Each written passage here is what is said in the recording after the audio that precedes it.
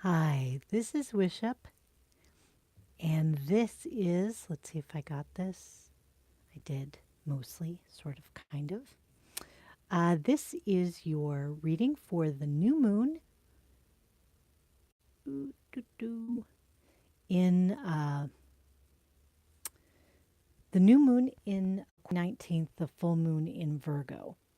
I'm gonna see if I can maybe stand this up a little better. Maybe I can scooch it a little closer and get this a little better. Sorry for all this fiddling. I end up having to do it. Okay, so I decided to do a playing card reading this time, or at least, I did a card reading that suggested doing this kind of card reading. These are the Stargazer bicycle cards, talking a little bit about the new moon in Aquarius, just briefly. The planets are really mostly direct, and at least in tropical astrology, they're in their home signs.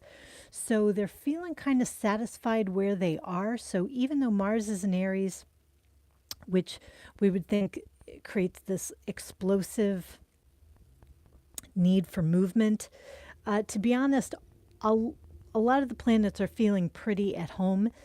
Even Mercury, which was in Aquarius or will be through the February 10th.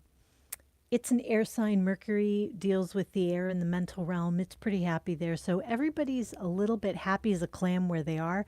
So if you're trying to get things moving, it may have been a little difficult.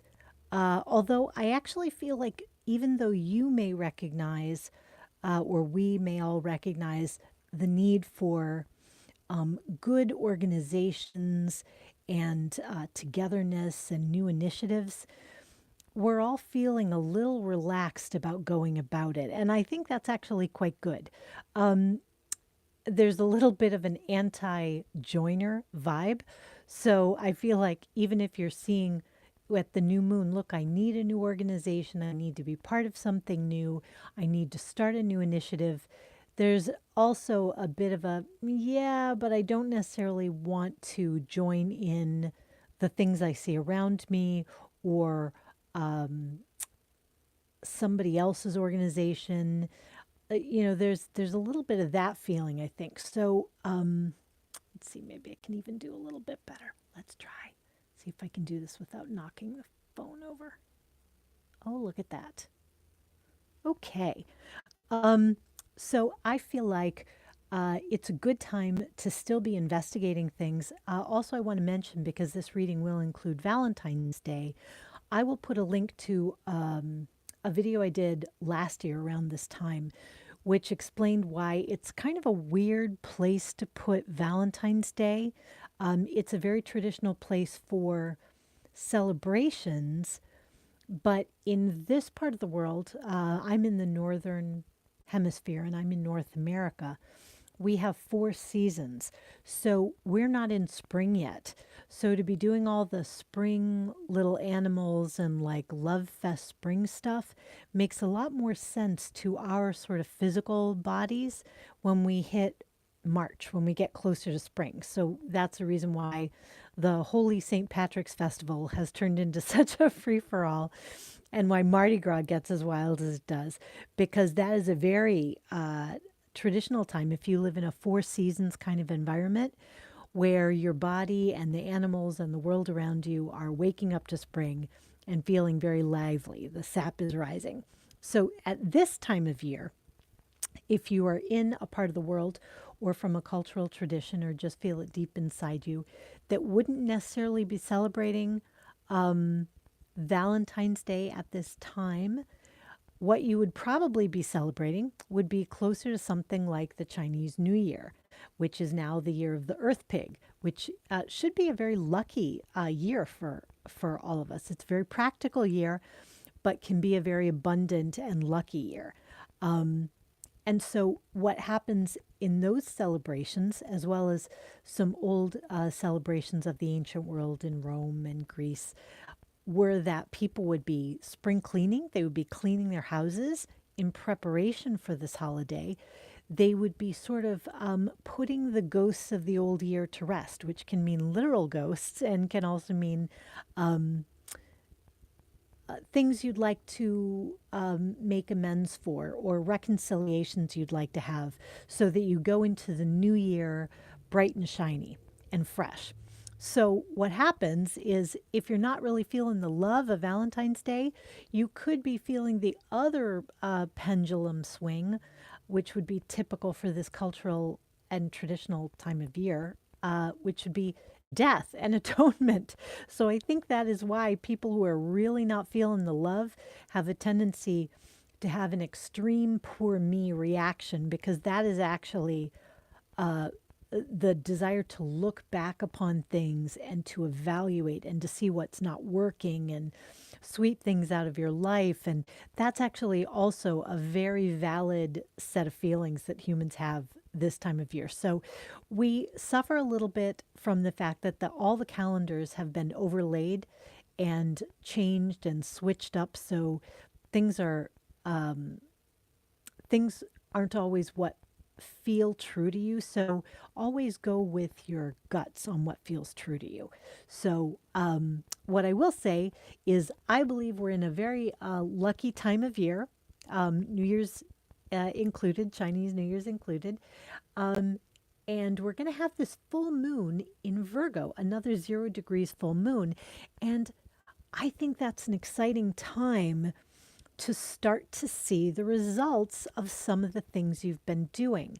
I don't think if you made resolutions earlier in the year or you started initiatives that you're necessarily going to see the fullness of everything necessarily by the 19th, although there's some kind of exciting days before the 19th. So there could be some wow moments of good fortune that show up for sure. But I think you're going to see practical, healthy results. Like things should, I hope, be feeling wholesome, like they're going in the right direction, like there's healing, like there's strengthening, like just things start feeling better. And I think that's great. I think that'll be great for everybody. So here's some playing cards. Let's see what this says about this 2-week period. Queen of Spades, she's back. We had the Queen of Swords in the last reading, if you recall. And here's the Queen of Spades, this time in the central position. 3 of Spades with 2 spades up. And 10 of Diamonds. Okay. All right. The 10 of Diamonds, when it comes to material prosperity, is one of the best cards in the deck. It's just a yes kind of a card. You know, you've got your ducks in a row, but it's also, there's just plenty. It's not just that you have enough to pay the bills and 1 cent extra.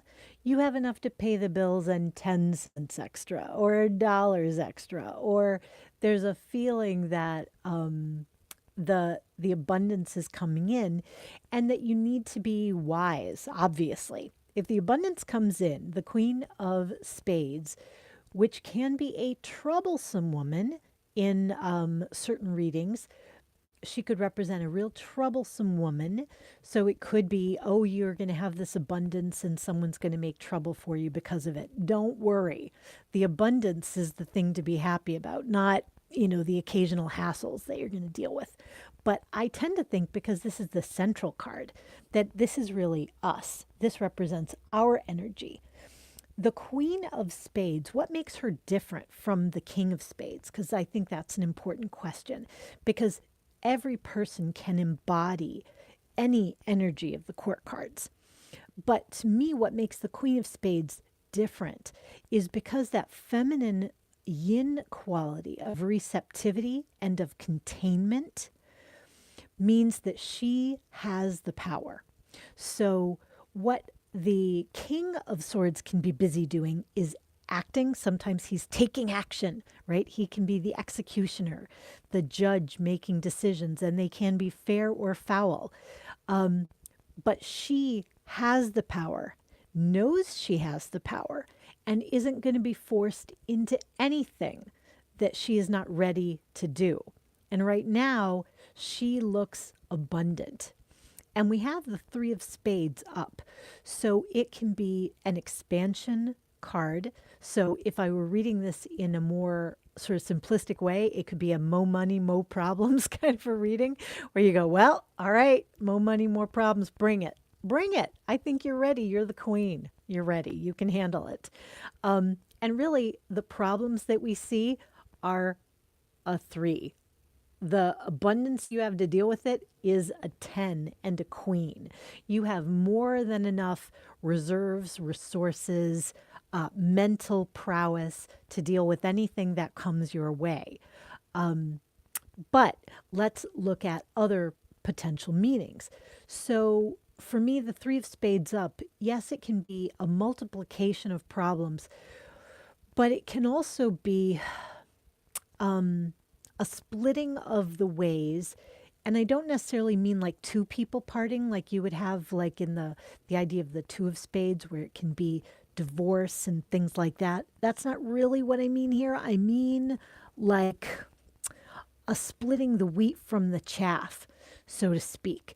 There's a real need for your mental ability to rise above this divisive quality, right? We've got two spades. Basically, we've got the two of spades cards on the bottom of this one, but surmounting them is a single spade, as if it were the ace of spades ruling over the two of spades. Does that make any sense? So the way I see it is the need to be decisive to rule things in and rule things out. And the Queen of Spades is perfectly comfortable with doing that. She will rule things in and rule things out. She will choose her head over her heart.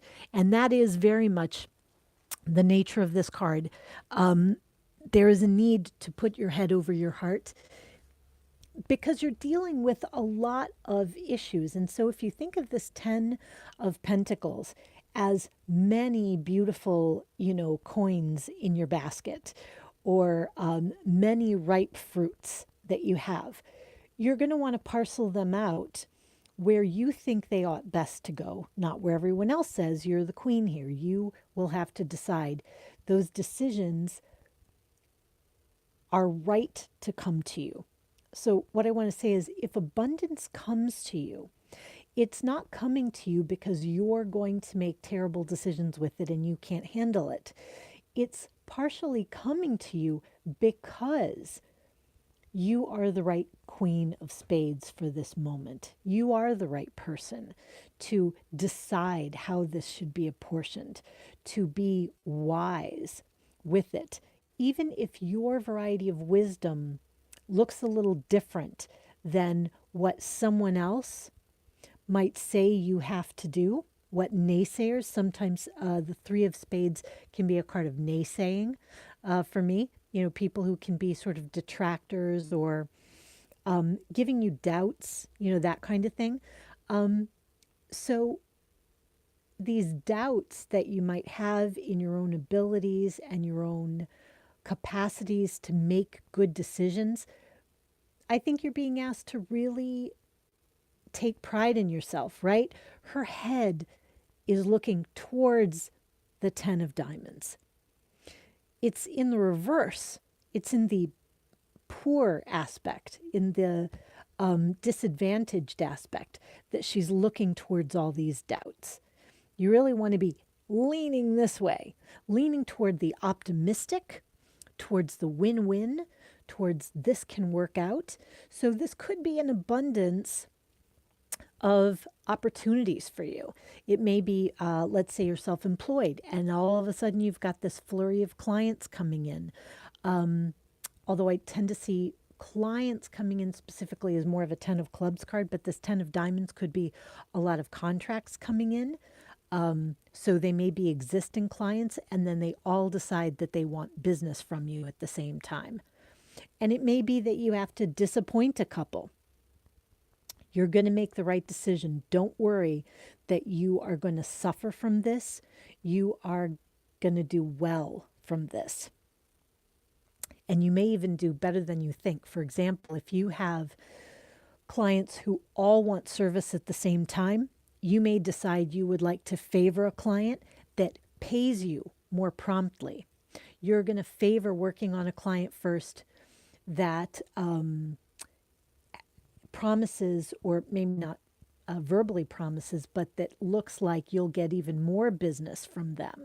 You know, there's going to be a way where your decisions are going to be guided in the direction of abundance. But the Queen of Spades is fair. So please don't worry that you're going to become this tyrant. You have the power for a reason. You have the power to make whatever decision it is that confronts you. You have the power to make that for a reason. And when we get to this February 19th full moon in Virgo, I think you're going to see the quality of what you've been doing, the quality of the work you've been doing, of the mental work you've been doing. So try, I know it's hard, but try not to fret. Try not to fall under the spell of naysayers. Try to believe that where you're aiming towards is the pot of gold at the end of the rainbow, because she can get there. And when she gets there, there will be enough for lots of people, because she is a fair person and cares a lot about generosity for those who need. So she's not the splashiest queen, but she's a generous queen. And she definitely wants to take care of people who need it. So whoever it is you're taking care of, which includes yourself, by the way, take very good care of yourself. Look for abundant new opportunities to come your way, to fall in your lap, and try not to fall under the spell of self-doubt, especially when that doubt or naysayers make you wish you never gotten the opportunity in the first place. I wish I'd never, you know, won this prize because these other people in my life are making it such a headache for me. Oh, that's terrible. I mean, that would be sorrowful. That would be really sad to regret the good fortune that's come your way because other people have made you miserable, or because you decided to let the birds of worry make a nest in your hair. Don't do it. Be strong, be clear-eyed, be joyful. Yeah, be joyful. Okay, I think that's it. Things look really good, actually. I really like it. I love where it's going. And the size of the problems that you have to manage are very small in comparison to the resources both inside yourself and the resources you'll have externally, which could be in the form of, you know, financial resources, time, energy, other people's help. The resources that you're going to have to manage it are much greater than any little hassles. So don't be hassled, be abundant. May you be